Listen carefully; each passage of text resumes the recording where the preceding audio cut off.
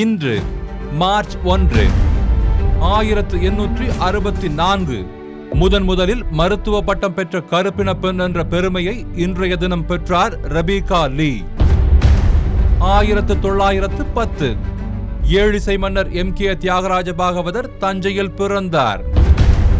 2001 இந்திய மக்கள் தொகை கணக்கெடுப்பின்படி தமிழக மக்கள் தொகை 6,11,10,839 என அறிவிப்பு வெளியானது. 1904 பிறந்த தினமணி பத்திரிகையின் ஆசிரியர் AN சிவராமன் 2001 இதே தினம் மரணமடைந்தார்.